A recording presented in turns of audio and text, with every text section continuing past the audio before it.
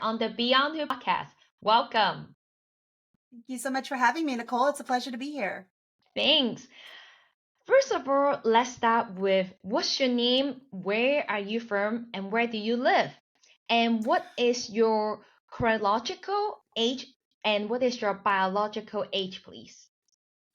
All right. So, my name is Angela Andrieux, and I live near San Diego, California. It's a small suburb called Santee. It's in East County, San Diego.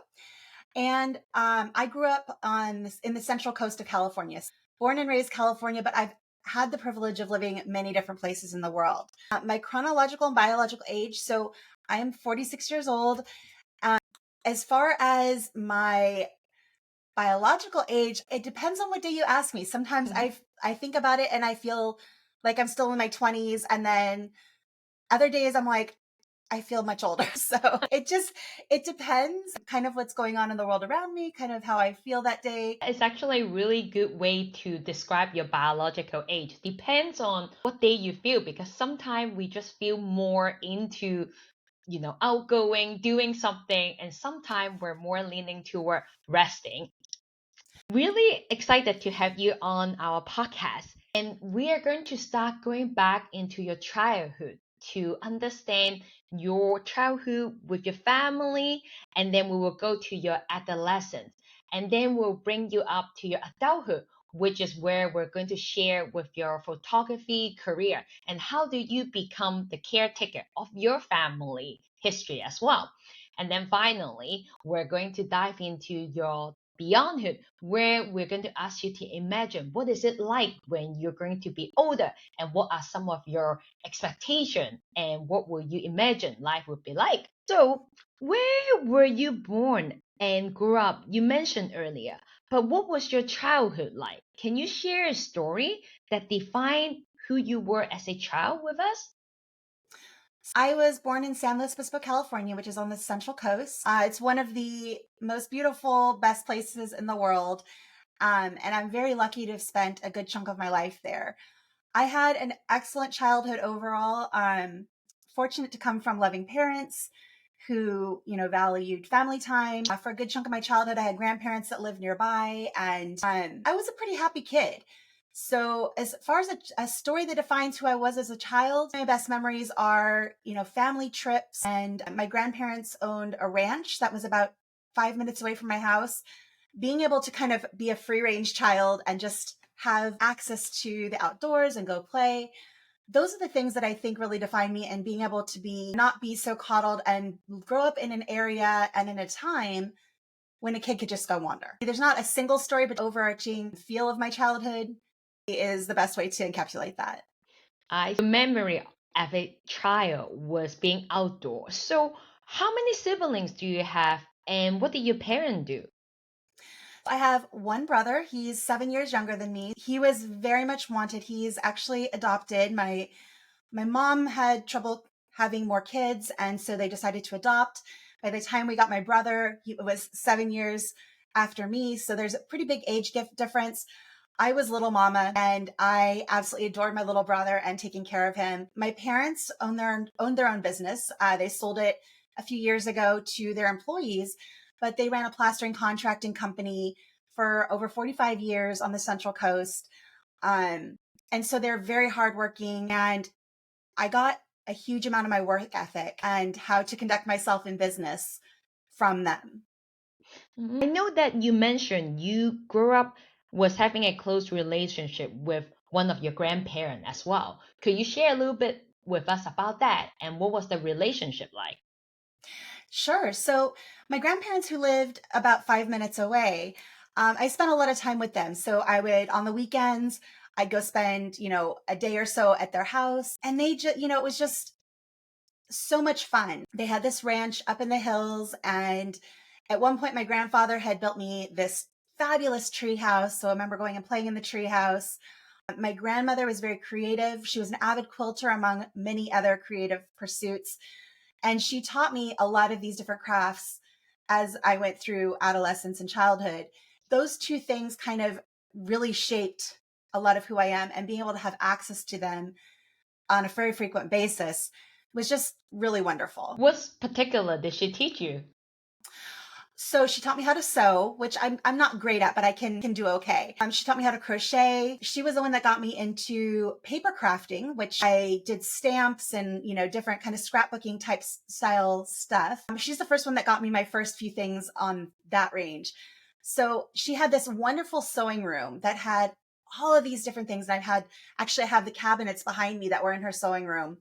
And I remember opening them up and she just had these piles of fabric, all these different colors and textures. And I loved looking at them. And she'd have these like bins of buttons and just being able to go in and touch and play with these things and experience them. It wasn't like she sat there and, was a schoolmaster and teaching me something. It was just like I would watch and observe. And if I was interested, she'd be like, here, try it. And, she'd guide me, but it was very much like it was play. It was fun. It was never like something I had to do. I just totally wanted to. Oh, wow. So, how would you describe that relationship with your grandma? Is it something that it carry on into going to have your creative side that into your adulthood? Absolutely. I was fortunate. My All of my grandparents lived into my adulthood. This particular set of grandparents, I lost in the last decade, but I was fortunate to be able to get to know them as an adult. My grandma, we became friends. And that was kind of a really cool transition to I was her granddaughter, somebody that she'd guide, but also somebody I would call in. We'd talk about movies. We'd talk about different books we were reading. We'd chat about life. And she was my friend. So when I lost her, it was devastating, but I'm fortunate that I have so many wonderful memories and I inherited a lot of things that are in my house that are reminders of her every day. And it's to a point, it's been enough years to where when I think of her, I don't cry. I think of her and I smile and I remember all of the beautiful times that we have. I still miss her desperately, but um, it's that grief has mellowed. That's really wonderful to hear when you speak how you were her grandchild, but then as you go into your adulthood, you guys become friends. And I think that's one of the most beautiful things about grandchild grandmother relationship is that eventually you go through from family into friendship as well. Yeah. And we are going to talk about a little bit about your friends. Do you remember who was your childhood best friend and how did you guys meet and what were some of the games or adventure you guys share as child? My childhood friend was kind of more towards adolescence. Got to know her in middle school, and we crossed paths many times early in our lives, but we really got to know each other. I think we were 12 or 13, and we were in the same youth group at church. We were both musical. She was homeschooled. I was going to a small private school, and our music groups for a band would often get together, and so we'd perform together and see each other at church. And we did, the preteen teenager things that girls do, played with makeup and did our hair and talked about boys. And we had so much fun. And she and I are still friends today. Now, I don't see or talk to her very often. She lives in France. So last time I saw her was probably about 5 years ago. But we still keep in touch every now and again. And I still consider her one of my closest friends and know that she's someone that I can pick up with where we left off. And we're going to carry forward. And I think that's one of those amazing friendships that stands the test of time. That's a really good way to transition to your adolescence about what was it like in school? Did you enjoy school? Or what was your most adventurous or rebellious thing you have ever done? So I was a good girl. I didn't really act out all that much. I was very driven academically. I enjoyed learning. As far as things that I loved at school was music. I was very involved in the music programs. I played in the band, and when there were orchestra activities, things like that, I would do that. School itself was challenging. I was one of those kids who wished I had been homeschooled, struggled with other kids. Not that I'd get in fights or anything. I just kind of didn't identify. The social aspects of school were challenging. So I was much happier when I was with a smaller group of people that I was closer to. So I would say I enjoyed learning, but I didn't really enjoy school. Got you. Interesting. You touch base on homeschool. And for those of the audience might not know, so in the US, is it any parent can bring their kid to homeschool? Is there a requirement to send them to school? I think it depends on the different states, and it certainly was a little bit more lax when I was a childhood than it is child now than it is now. Got you. That's interesting thing to learn about. What was your favorite movie or book as a teenager? When did you see it? And do you remember what was it like? Why do you love it? And do you still love it? So this is a really interesting question. I had to think about it for a while because when I was a kid and especially into adolescence, I did love to read. And I read a lot of historical fiction. That was probably is and still is my favorite genre is historical Mm. fiction. But one of the series that I really loved was the Anne of Green Gables and Anne of Avonlea books and movies, especially as like a preteen and early teenager. Those were some of my absolute favorites, and I still love them today. It's such a good, wholesome story, and it just kind of takes you back in time and brings it back to, so many of the things that we deal with now are constant, but it puts it into a wholesome way that is just in a story that's just so absolutely endearing. And then I watched a ton of Star Trek as a kid. It was one of those things that my dad and I bonded on. I remember when I get home from school, he'd come in from the office because their office was at our home. And at like 4 o'clock every afternoon, we'd watch Star Trek. It was a rerun on TV. I love Star Trek still to this day. Story about how a movie connected you and your family with your dad. I also want to ask you, what was the most important historical event that you remember? And how did you feel about it at that time? And why was it so important to you? I do remember when Mount St. Helens erupted. That was in 1980. I was only 2, maybe 3 years old. I was very young, but I do remember it. And I remember my mom getting me books at the library. And it actually was probably the start of my fascination with geology. Now, I've never really studied it other than a single course in college, but it's something that I've always found very interesting. In the 90s, the death of Princess Diana was pretty shocking. And that was when I was in college, early in college, and just, she was such a figure in the world, and to have her gone all of a sudden was very jarring. And one of my aunts was very in tune with her, and it hit her really, really hard. So it makes you take a different look at it and how people attach to different celebrity figureheads in the world, and just the ripples that her loss caused across multiple countries and around the one that really pops out to me is 9/11, but that was early in my adulthood. And that's probably one of the most pivotal for me. My then boyfriend, now husband, had just joined the military. He was away at boot camp.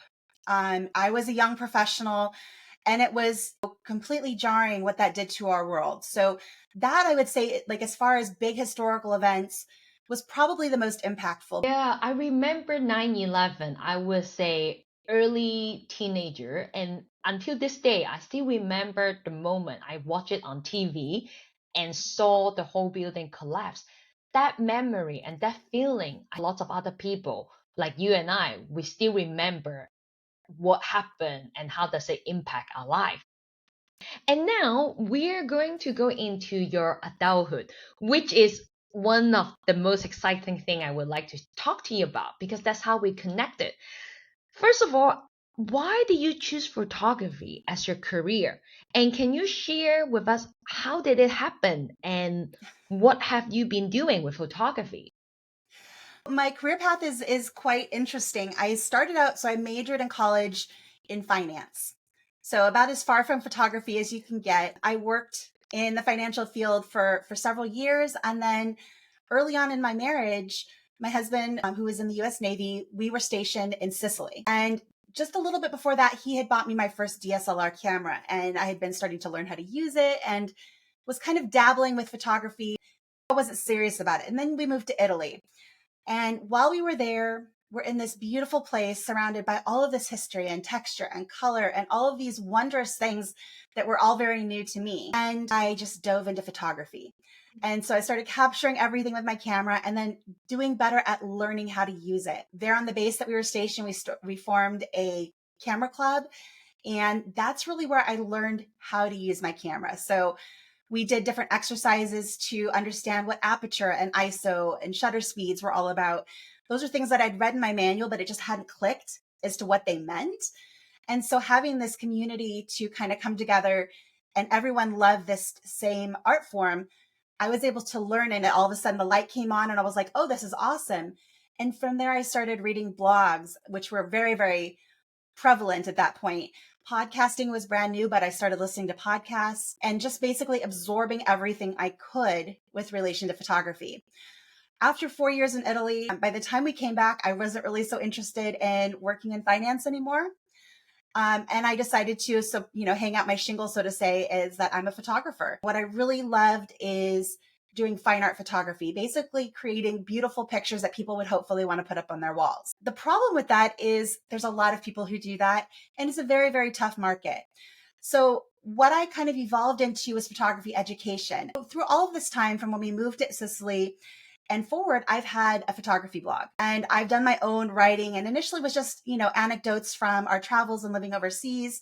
And it evolved into talking about photography, how I was using photography, how I was using different photography software. And I started writing tutorials and working with other photography software companies. I became an affiliate. So I started getting into affiliate marketing and promoting products that I used and loved. And from there, I actually got noticed by a couple of these companies and was invited to work with them part-time. And then that turned into full-time work. And then that's led kind of to where I am today, working with another photography software company, doing product evangelism. So I do everything from writing technical documentation to doing live streams and webinars and teaching people how to be successful with that software. So it's kind of a interesting journey to get to where I am today with photography. In addition to the work that I do with photography software today, I am active in my local camera club. I think that that's really important for people who are creative to be able to have access to people who have similar creative pursuits. And it's a great way to make friends and be social and connect. So, I mean, it's a lot of fun, and there's so many different facets to it that I think if somebody's interested in photography and being creative, there's many, many ways to do it. I particularly want to focus on how did you use photography to capture your family memory? You mentioned to me about the Halloween picture of your grandfather mom and also the story of your grandfather in the Navy. Could you share a little bit about that with us? Absolutely. The company that I work for is called Mylio Photos. And one of the things this software is really great at is helping you organize your lifetime of memories. And this has started me on a journey of scanning in old family photos, going through old photo albums. I'm currently working through some of my grandmother's photo albums, getting all those pictures scanned. And as I'm doing that, I'm discovering different stories about my parents, my grandparents, and sometimes even great grandparents. That's kind of where all of that's come from, is being able to go in and collect those and become the historian for my family. The Halloween picture you mentioned is from one of my grandmother's photo albums. And it's just one of those funny things. So my grandfather was a colonel in the Marine Corps. He was, had a soft spot for all of the women in his life. He had 5 daughters and my grandmother's beautiful woman. And so he loved his ladies. And so he had this very jovial side too, but he's this, very proper, very a Marine. He is, there's a certain thing when you think about a United States Marine, they're very stoic and proper. And then I'm looking through these pictures, and a lot of them are him. There's many in uniform. There's many of him with different people in his life. And then I come across this picture of him that looks like something out of Game of Thrones. And he's in this fur kind of cloak thing. I think he had a crown on his head. And I'm not sure if it was my mom or a couple of my aunts that were in the picture with him, but it was obviously Halloween. And I'm just going, what on earth was going on there? And I still need to ask my grandma about it, but it's one of those funny pictures that I look at and I'm just going, you have this one image of a person of being this professional and military and that military bearing. And then you see them dressed up for Halloween, and it's just the two sides of the same person. And it just gives you an entirely different glimpse into the people that came before you. Wow, so what year was that about? Like in the 1940, 50, or what That was was it? probably, I think, in the 50s. I'm going to guess in the 50s. I'd have to go back and look at the Mm. picture. A lot of them had dates or date ranges on the back. So I'm fortunate to have, a good deal of information to kind of put these things together. Plus, my grandmother is still living, so I can ask her. And a lot of times she's really cool. I can actually text her I can send her the picture and I can ask her for the story. She'll text it to me back, and then I can go ahead and screenshot that, and then I have that story that I can go ahead and save in that way as well. What would they dress up as? That's a really good question. I think my mom, my auntie were dressed up like princesses, and then here's my grandfather, like I said, in the fur cloak, and he had a crown on his head, and like it looked like something out of Game of Thrones. And it was just kind of wacky and such a fun contradiction to his normal, Marine Corps military bearing type photos where he was always looking very proper, to here's this fun, loving dad doing crazy things with his daughters, and just being able to see that side of him is really cool. What family pictures sometimes it's about seeing another side of the person compared to their normal routine. Exactly. When you were going through all this picture, are there anyone maybe from your great grandparent or your parent that you remember very vividly as well? And how does it create a relationship in your head to what they are like nowadays? I can see their personalities in their younger pictures. My grandmother is and always has been very proper and very pragmatic person. She had to raise 5 daughters. Her husband was in the military. He was gone a lot.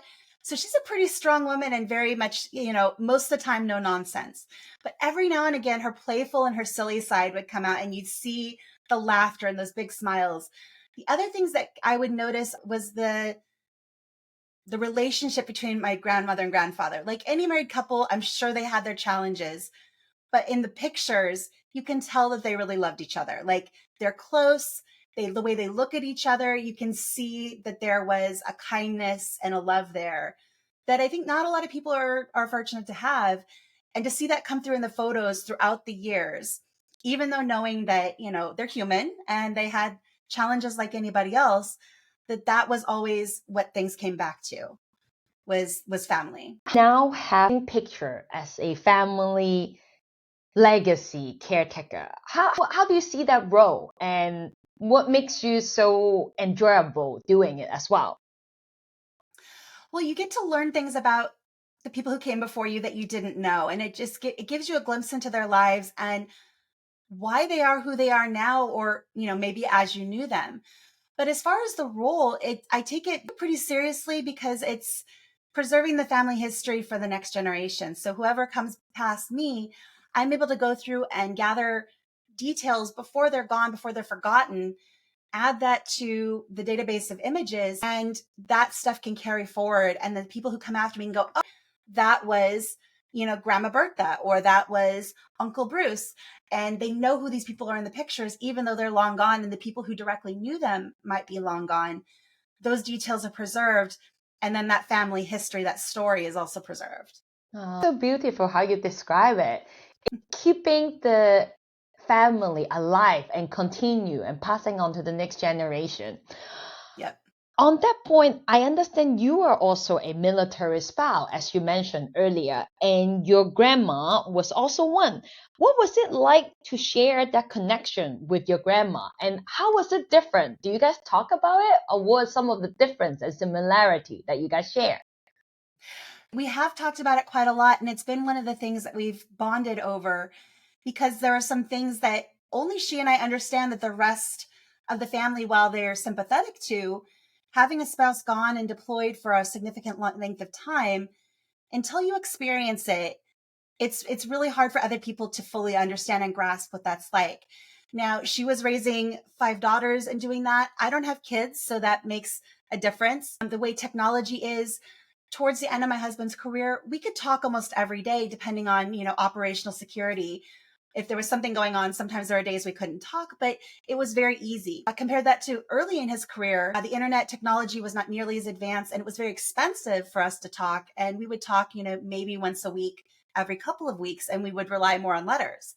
And then you contrast that back to my grandmother's time, where phone calls were probably not going to be happening from across the world. And you really relied on letters and slow mail carriers to get that communication back and forth. So being able to, the way we communicate with our spouses on deployment is so very different. And it's been very interesting to compare and contrast that with her. And then some of the differences we've had with moving from different places, the relationship between her and my grandfather, from what I understand, is my grandfather would come home and say, okay, we're moving. This is where we're going. And she'd pack up the kids and they'd go. Whereas with my husband and I, our relationship is different. Times are different. My husband would come home and say, hey, here's our options. I only have so much say in this, but do you have an opinion? And those differences in the generations, we've talked about that. And I think it's very interesting how relationships have evolved over the years. So there's a lot of things we can compare and contrast. Some of the things that are similar are the little tags that the movers put on your furniture every time you move. And we've been in this house now for, I think, about 6 years. I'm still finding things that have those tags. And some of them have tags on them from 2 or 3 moves ago. And then as I was going through some other stuff, I noticed I have this old trunk that was my great grandparents when they immigrated from Switzerland. And that trunk then got stamped with my grandfather when he was in the military. It has his emblem on there. And there's one of those moving stickers on the back of it from them. So explain a little bit more. So what are these tags for? So is it for military or what is it? Well, it seems like it's something that any movers would use, but I've only really seen people who are in the military have these stickers everywhere. So you go through, as they're loading up your boxes, they do an inventory and they put a sticker on things with a number. And then they have a list and they have the number, and then they notate, housewares or clothing or whatever's in the box.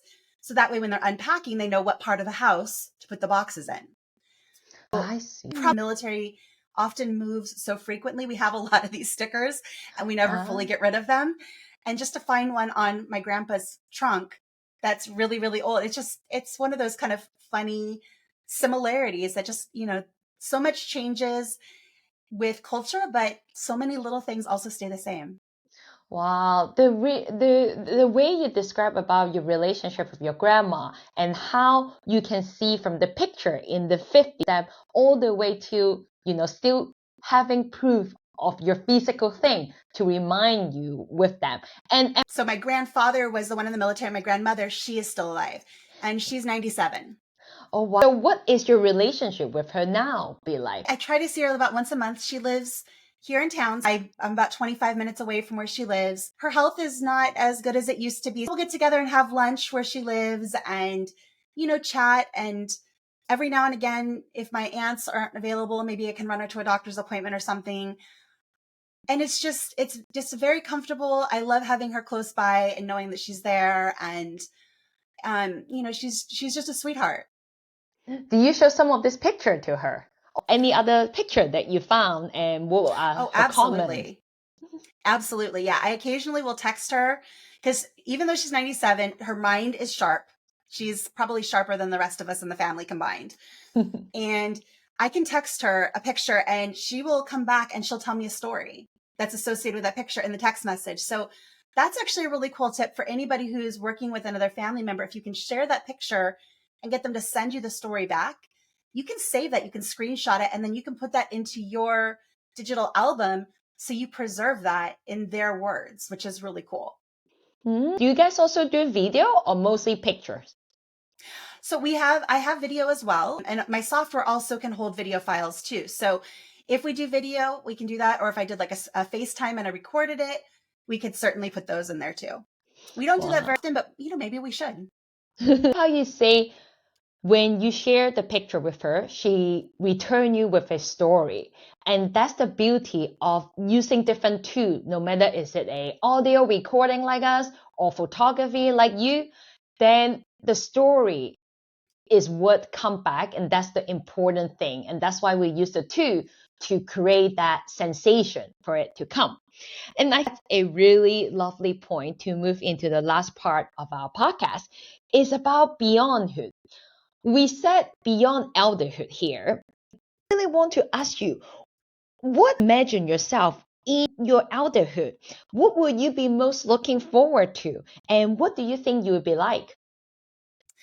One of the things I'm most looking forward to is, to pursue things that I'm passionate about, whether that's photography, creative things, general learning. And I hope that as I get older, I don't lose that sense of wonder and that sense of creativity that has been part of my life. I want to always keep learning and growing.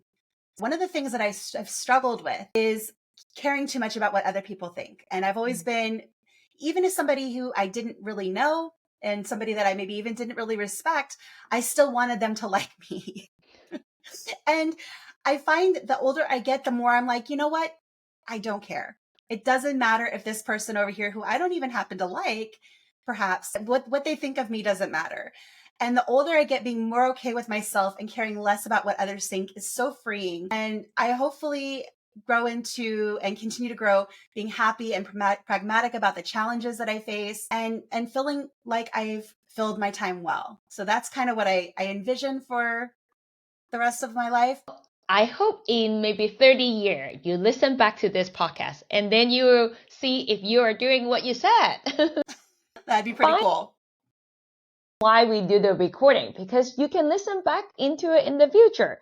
Final question is, what is your all-time favorite family story from all the photography that you have seen? It could be about your grandparent, about you as a child, or your family.